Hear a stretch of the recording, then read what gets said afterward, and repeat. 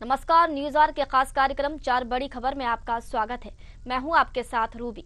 तो आज की पहली बड़ी खबर में बात होगी उड़ीसा की, जहां कटक में प्रधानमंत्री नरेंद्र मोदी ने गुरुवार को नेताजी सुभाष चंद्र बोस की 128वीं जयंती के मौके पर आयोजित पराक्रम दिवस कार्यक्रम को संबोधित किया। दूसरी बड़ी खबर में हम बात करेंगे दिल्ली की, जहां विधानसभा चुनाव में आरोप प्रत्यारोप का दौर जारी है। आम आदमी पार्टी के राष्ट्रीय संयोजक अरविंद केजरीवाल ने कहा, अगले 5 वर्षों में हमारी सर्वोच्च प्राथमिकता दिल्ली में बेरोजगारी को खत्म करना होगी। वहीं तीसरी बड़ी खबर में जिक्र करेंगे उत्तर प्रदेश का, जहां समाजवादी पार्टी के अध्यक्ष और उत्तर प्रदेश के पूर्व मुख्यमंत्री अखिलेश यादव ने कुंभ मेला क्षेत्र में राज्य मंत्रिमंडल की बैठक आयोजित करने के लिए प्रदेश की बीजेपी सरकार की आलोचना की है। वहीं चौथी और आखिरी बड़ी खबर छत्तीसगढ़ से है, जहां रायपुर में निकाय चुनाव में बीजेपी के घोषणा पत्र को लेकर बीजेपी प्रदेश महामंत्री संजय श्रीवास्तव ने प्रेस वार्ता की है। तो आइए शुरू करते हैं 4 बड़ी खबर।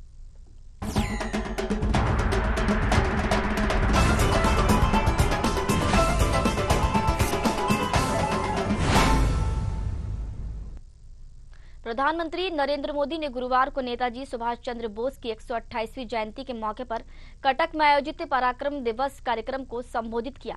पीएम मोदी ने लोगों से विकसित भारत के लिए एकजुट रहने का आह्वान किया और देश को कमजोर करने और इसकी एकता को तोड़ने की कोशिश करने वाली ताकतों के खिलाफ चेतावनी दी है। कार्यक्रम को संबोधित करते हुए पीएम मोदी ने कहा कि प्रतिष्ठित स्वतंत्रता सेनानी का जीवन लोगों के लिए निरंतर प्रेरणा का स्रोत है। अपने भाषण में पीएम मोदी ने कहा कि नेताजी ने आराम के दायरे से बाहर निकलकर देश की आजादी के लिए संघर्ष करना पसंद किया। वो कभी भी आराम के दायरे में नहीं फंसे। इसी तरह हम सभी को एक विकसित भारत बनाने के लिए अपने आराम के दायरे से बाहर निकलना होगा। हमें खुद को वैश्विक स्तर पर सर्वश्रेष्ठ बनाना होगा। अपने भाषण में पीएम बोले, हमें उत्कृष्टता को चुनना होगा और दक्षता पर ध्यान केंद्रित करना होगा। नेताजी ने आजादी के लिए कष्टों को चुना, चुनौतियों को चुना, देश विदेश में भटकना पसंद किया, मगर वो कंफर्ट जोन के बंधन में नहीं बंधे। इसी प्रकार आज हम सभी को विकसित भारत के निर्माण के लिए अपने कंफर्ट जोन से बाहर निकलना है।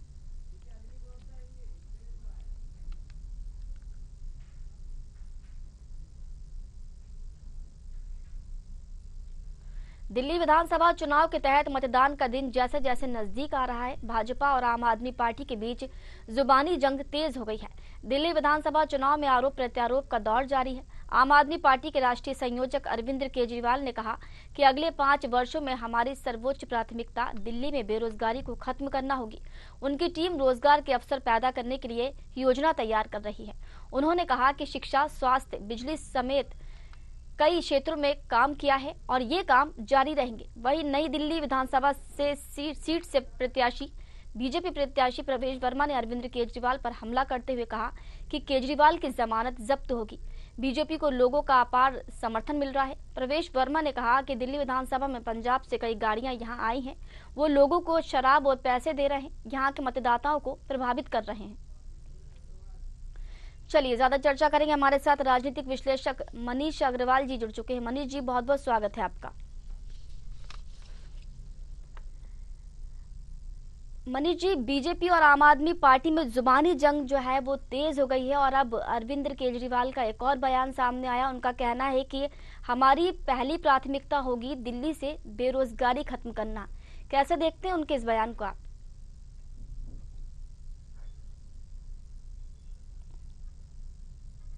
देखिए, समय सिर्फ बयान देख रहे हैं, चुनाव का बयान दे रहे हैं। इस बयान के साथ ये बात है कि 10 साल में उन्होंने दिल्ली में बेरोजगारी खत्म करने के लिए क्या उपाय करे हैं। 10 साल पहले रोजगारी थी, आज कितनी बेरोजगारी है और 5 साल के आगे का क्या प्रोग्राम है, तब तो वो जनता की समझ में आता। लेकिन 10 साल का चीफ मिनिस्टर, 3 बार का मुख्यमंत्री आके ये कहता कि अब मुझे अगले 5 साल तो मैं बेरोजगारी करूंगा। इसका मतलब ये है कि सिर्फ चुनावी वादा है, उसका कोई प्रोग्राम या नहीं है। मनीष जी, लेकिन इधर जो दिल्ली विधानसभा सीट से बीजेपी प्रत्याशी प्रवेश वर्मा है, वो भी केजरीवाल पर हमला बोल रहा है। उनका कहना है कि केजरीवाल की जमानत जो है वो जब्त होगी। इस बयान को कैसा देखा जाए?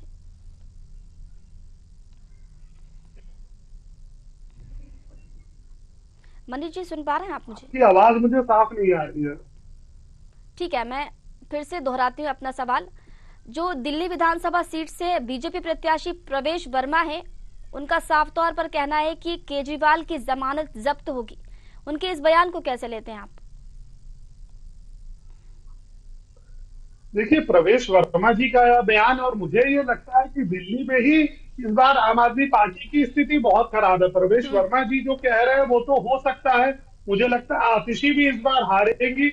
मनीष सिसोदिया ने अपनी सीट बदल ली है और कोई बहुत बड़ी बात नहीं होगी अगर हमें उड़ीसा जैसा बदलाव दिखे। भाजपा 50 से ज्यादा सीट से जीत के आए, क्योंकि 10 साल की जो एंटी इनकम्बेंसी है ना, वो जनता के पास है। आप देखिए, दिल्ली में जो बेसिक मुद्दे थे, सड़क, पानी और जो प्रदूषण वगैरह की समस्याएं थी, पहले केजरीवाल जी की पार्टी कहती थी कि सड़क, पानी, एमसीडी दिल्ली में हमारे हाथ में नहीं है, बीजेपी के हाथ में है, लेकिन अब 2.5 साल से वो भी उनके हाथ में है।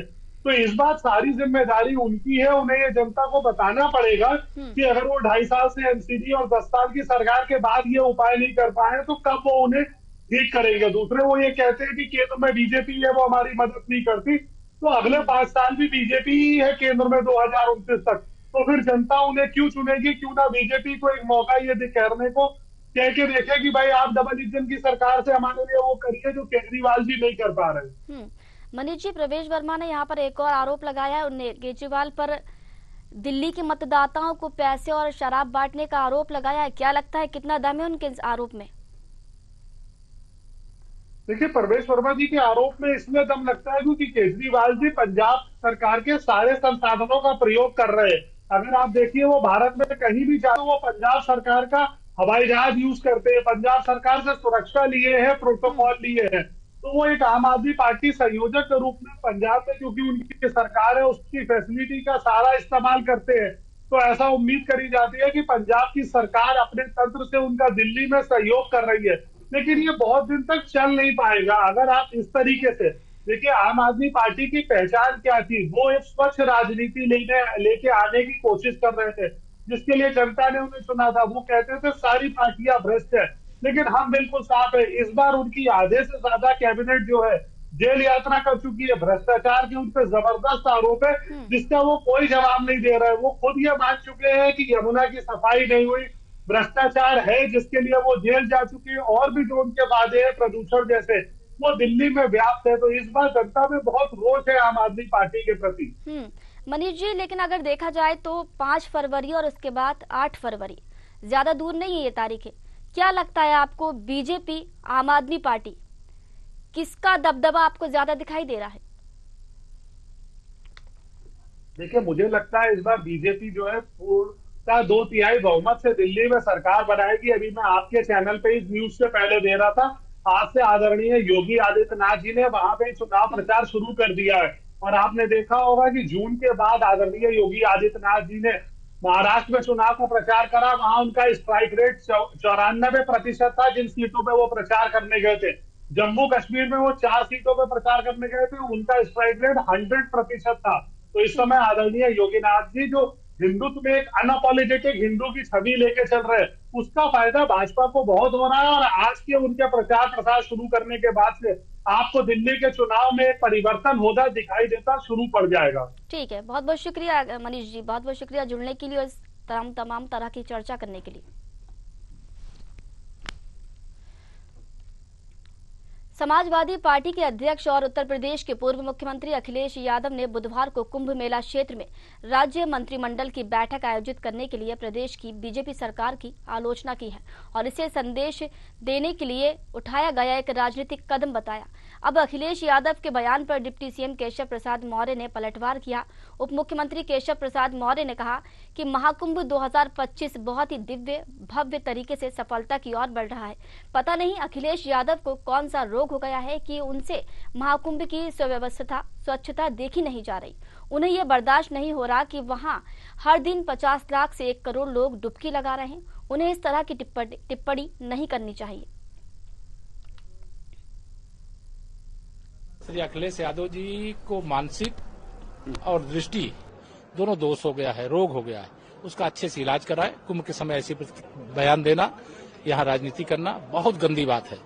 और भगवान से यही प्रार्थना करूंगा गंगा मैया से कि उनको सद्बुद्धि दे। इस प्रकार का विकार उनके अंदर जो है और इस समय या तो समाप्त हो जाए या तो कहीं जाके इलाज कराएं। श्री अखिलेश यादव जी को मानसिक और दृष्टि दोनों दोष हो गया है, रोग हो गया है। उसका अच्छे से इलाज कराएं। कुंभ के समय ऐसे बयान देना, यहाँ राजनीति करना बहुत गंदी बात है। और भगवान से यही प्रार्थना करूंगा गंगा मैया से कि उनको सद्बुद्धि दे, इस प्रकार का विकार उनके अंदर जो है और इस समय या तो समाप्त हो जाए या तो कहीं जाके इलाज कराएं। चलिए, इस खबर पर ज्यादा जानकारी लेंगे। हमारे साथ लखनऊ से ब्यूरो हेड प्रशांत राव जुड़ चुके हैं। प्रशांत, जो कैबिनेट की बैठक हुई है योगी कैबिनेट की, अखिलेश यादव ने सवाल खड़ा किया और आलोचना की है, लेकिन डिप्टी सीएम का कहना है कि पता नहीं अखिलेश को क्या हो गया, उनसे जो महाकुंभ है उसकी दिव्यता और भव्यता देखी नहीं जा रही। बिल्कुल, देखिए कल प्रयागराज में उत्तर प्रदेश मंत्रिपरिषद की बैठक थी, जिसको लेकर जो है अखिलेश यादव ने, क्योंकि जनेश्वर मिश्र की कार्यक्रम में वो शामिल हो रहे थे, ऐसे में जब लोगों ने उनसे ये पूछा कि प्रयागराज में जो है यूपी की मंत्रिपरिषद की बैठक हो रही है, उस पर उन्होंने कहा ये पॉलिटिकल कैबिनेट है, यह पूरी जो कैबिनेट है वो पॉलिटिकल है, इसलिए वहां पर यह कार्यक्रम किया जा रहा है, इसको राजनीतिक रूप दिया जा रहा है। निश्चित तौर से देखिए उस पर पलटवार करते हुए उत्तर प्रदेश के डिप्टी सीएम केशव प्रसाद मौर्य ने समाजवादी पार्टी के मुखिया और सांसद अखिलेश यादव पर बड़ा हमला बोला है। उन्होंने कहा है कि अखिलेश यादव को पता नहीं कौन सा रोग हो गया है, उन्हें अपना इलाज कराना चाहिए। और इसके साथ ही लगातार बेवजह वो जिस तरीके से कुंभ को लेकर टिप्पणियां कर रहे हैं, यह ठीक नहीं है। इसके साथ ही उन्होंने कहा कि कुंभ में प्रतिदिन करीब 1 करोड़ से ज्यादा लोग यहाँ स्नान कर रहे हैं, इसलिए उनसे पच नहीं रहा है, इसलिए समय समय पर उनके द्वारा कोई ना कोई टिप्पणी कुंभ पर की जाती रही है। इसके साथ ही डिप्टी सीएम केशव प्रसाद मौर्य ने तंज कसते हुए कहा कि मां गंगा से प्रार्थना करता हूं कि अखिलेश यादव जी को सद्बुद्धि दे। देखिए ये राजनीतिक रूप इसलिए है, जब से कुंभ को लेकर जो उत्तर प्रदेश की सरकार ने लगातार प्रचार प्रसार किया है, या जो मंत्री हैं या मुख्यमंत्री लगातार पोस्ट डाल रहे हैं, उसको लेकर अखिलेश यादव लगातार यहाँ हमलावर दिखाई दे रहे हैं। कुंभ में अव्यवस्थाएं अखिलेश यादव को दिखाई दे रही हैं। इसके साथ ही जिस तरीके से यहाँ महा आयोजन हुआ है और जोर शोर से प्रचार हुआ है, और सबसे ज्यादा आज तक की बात की जाए करीब 10.5 करोड़ से ज्यादा लोग यहाँ पर स्नान कर चुके हैं। आज जो प्रयागराज की धरती है वो कई करोड़ लोग यहाँ पर मौजूद हैं और यहाँ दर्शन पूजन कर रहे हैं, त्रिवेणी संगम में स्नान कर रहे हैं। निश्चित तौर से देखिए यह जो एक आयोजन चल रहा है, ये उत्तर प्रदेश सरकार की छवि को यहाँ मजबूत करता है। और इसके साथ क्योंकि यहाँ अकाट परंपराएं यहाँ पर हैं, इन अकाट परंपराओं का निर्वहन लगातार किया जा रहा है। हालांकि हजारों वर्षों से माना जा रहा है कि कुंभ मेले का आयोजन होता रहा है, लेकिन जिस तरीके से उत्तर प्रदेश के मुखिया महंत गोरक्षनाथ पीठ योगी आदित्यनाथ जी ने यहाँ पर तैयारियां की हैं, वह अभूतपूर्व हैं। मेले का 2.5 गुना यहाँ विस्तार किया गया है और एक ऐसा स्ट्रक्चर यहाँ तैयार किया गया है, कोई भी भव्य दिव्य और विशाल कार्यक्रम आहूत किया जा सकता है। यह एक उत्तर प्रदेश सरकार की तरफ से विशाल आयोजन करके यह भी दिखाया गया है कि उत्तर प्रदेश असीम संभावनाओं से भरा हुआ है।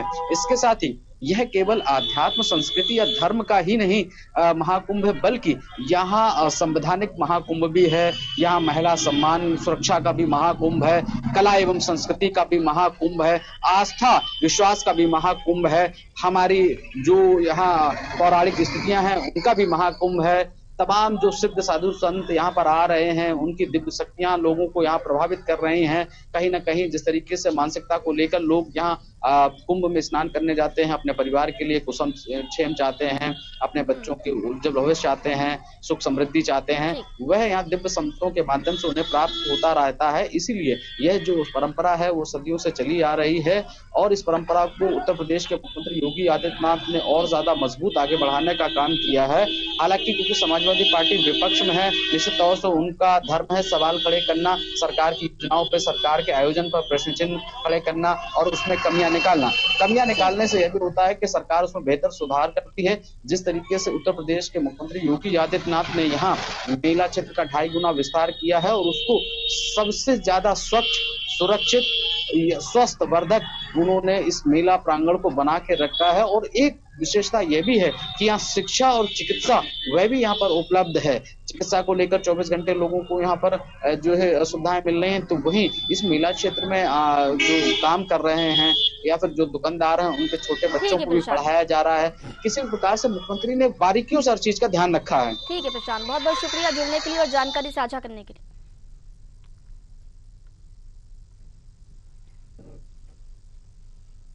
चलिए चौथी और आखिरी बड़ी खबर छत्तीसगढ़ से है, जहां निकाय चुनाव में बीजेपी के घोषणा पत्र को लेकर बीजेपी प्रदेश महामंत्री संजय श्रीवास्तव ने रायपुर में प्रेस वार्ता की और बताया कि जनता से सुझावों के लिए पार्टी ने टोल फ्री नंबर और ईमेल आईडी भी जारी की है, पर कांग्रेस इसे महत्वपूर्ण नहीं समझती, इसलिए इसके खिलाफ बयानबाजी कर रही है।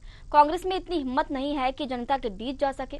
उन्होंने कहा कि मैं दीपक बैज से पूछता हूं कि जो वादे सरकार के कार्यकाल में किए गए थे उनको पूरा नहीं कर पाए हैं, इसलिए जनता के बीच जाने से डरे हुए हैं। बैठक उनकी होगी, ये तो डायरेक्ट बैठक होती है, नीचे से तो कुछ बैठक होती नहीं उनकी, सीधे ऊपर से बैठक होती है, नीचे का तो कहीं कोई विषय नहीं रहता। बैठेंगे कल वो जितने नेता हैं, बड़े नेता विजय जंगड़ा है ना, वो बैठेंगे, बड़े बड़े नेता 10, 12, 15 बैठेंगे, अपने अपने जेब से अपने अपने लिस्ट निकालेंगे अपने कार्यकर्ताओं की। वहां कोई संगठन का विषय तो है ही नहीं कि नीचे से नाम आए, ये हो वो है। बीच में चला रहे थे, बूथ बूथ कर रहे थे, सब बंद हो गया कार्यक्रम उनका। हमारे यहाँ तो नीचे से व्यवस्था है, सदस्यता से हमने प्रारंभ किया, बूथ अध्यक्ष हमने बनाया, मंडल अध्यक्ष हमने बनाया, जिला अध्यक्ष हमने बनाया, प्रदेश अध्यक्ष का निर्वाचन हो गया। दीपक बैज की कार्यकारिणी नहीं हुई है, तो होगा, अपनी अपनी लिस्ट निकालेंगे, जो जिसको टिक करेगा हो जाएगा। सिफारिश और पारिवारिक आधार पर नेता आधारित पार्टी है वो, कांग्रेस नेता आधारित पार्टी है, बीजेपी संगठन आधारित पार्टी है। संगठन के सब मिलकर तय करते हैं, वहां नेता तय करता है कि किसके कितने, उस आधार पर चयन हो जाएगा चुनाव में। चलिए ज्यादा जानकारी के साथ रायपुर से संवाददाता प्रवीण मनहर हमारे साथ जुड़ चुके हैं। प्रवीण, जनता के सुझाव मांगे जा रहे हैं, ये तो एक अच्छी पहल है, अच्छी बात है। टोल फ्री नंबर जारी किया जा रहा है, ईमेल आईडी जारी की जा रही है, कांग्रेस को आपत्ति क्या हो रही है? देखिए रूबी, निश्चित तौर पे जिस तरीके से नगरीय निकाय चुनाव का ऐलान तो हो गया, अब इसके जिस तरीके से अगर हम बात करें, जो बीजेपी पार्टी है वो जो है लोगों से सुझाव मांगना जो है वो शुरू कर चुके हैं। कल ही जो है जिस तरीके से तमाम बड़े नेता हैं और जो सुझाव के संयोजक हैं, अमर अग्रवाल, घोषणा पत्र के संयोजक हैं अमर अग्रवाल, उन्होंने प्रेस कॉन्फ्रेंस करके जनता से जो है अपील करते हुए कहा कि आप अपनी सुझाव दें भारतीय जनता पार्टी को, कि जिस तरीके से पंचायत से लेकर नगरीय निकाय के जो चुनाव होने हैं, इस पर जनता के जो सुझाव आएंगे उसके आधार पर जो है भारतीय जनता पार्टी उस विषय पर जो है वो समीक्षा करेंगे और उस पे अपने जो घोषणा पत्र है उस पर उसको शामिल करेंगे। अब इस पर भी जिस तरीके से राजनीतिक घमासान शुरू हो गए, एक तरफ भारतीय जनता पार्टी ने तो अपने सुझाव के लिए जिस तरीके से सोशल मीडिया, ईमेल आईडी, तमाम तरह की जो चीजें हैं उसकी जो है शुभारंभ कर दिया है। एक तरफ कांग्रेस भी सुझाव को लेकर भारतीय जनता पार्टी कांग्रेस को कटाक्ष करते नजर आ रहे हैं। आपको बता दें क्या जो महामंत्री हैं बीजेपी के संजय श्रीवास्तव, उन्होंने जो है कटाक्ष करते हुए कांग्रेस पर हमले बोला है। उन्होंने कहा कि जिस तरीके से कांग्रेस की सरकार 5 साल जो है छत्तीसगढ़ में रहा और इन 5 सालों में छत्तीसगढ़ की जो जनता है खिलाफत में, उनके वादे की खिलाफत में कांग्रेस ने काम किया है और आज यही वजह है कि कांग्रेस जो है जनता से सुझाव नहीं मांग पा रही है, क्योंकि इन 5 सालों में जनता के बीच जिस तरीके से उन्होंने वादा किया था वो पूरा नहीं कर पाए हैं। यही सबसे बड़ा कारण है कि जनता के बीच कांग्रेस नहीं जा पा रही है और जनता से जो है छिप कर भाग रहा है। और अगर हम बात करें सुझाव पत्र की, तो जिस तरीके से भारतीय जनता पार्टी ने कांग्रेस पर कई आरोप लगाते हुए कहा कि जिस तरीके से कांग्रेस जो है लोगों के बीच नहीं पहुंच पा रहा है और सुझाव नहीं मांग पा रहे हैं। वही पीएस जो है, क्या प्रवीण से ये माना जाए कि कांग्रेस लोगों के बीच नहीं पहुंच पा रही है और शायद जो कहीं ना कहीं वादे किए थे वो पूरे नहीं किए, इसलिए डर रही है जनता के बीच जाने से? क्या यही वजह है कि ये जो सुझाव मांगे जा रहे हैं जनता से वो इसका विरोध कर रही है?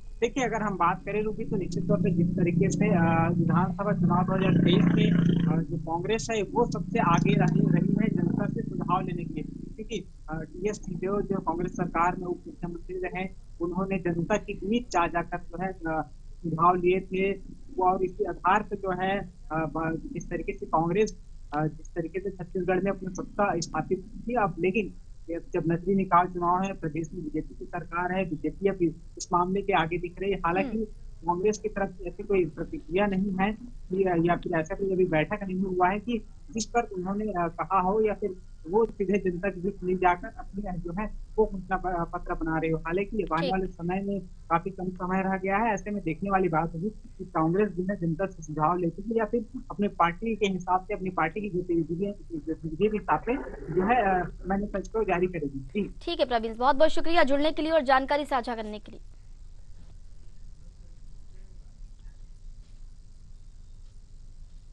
तो ये थी 4 बड़ी खबर, जहां हमने आपको ओडिशा, दिल्ली, उत्तर प्रदेश और छत्तीसगढ़ की खबर से रूबरू कराया। कल फिर हाजिर होंगे 4 बड़ी खबर के साथ। तब तक के लिए मुझे दीजिए इजाजत। नमस्कार।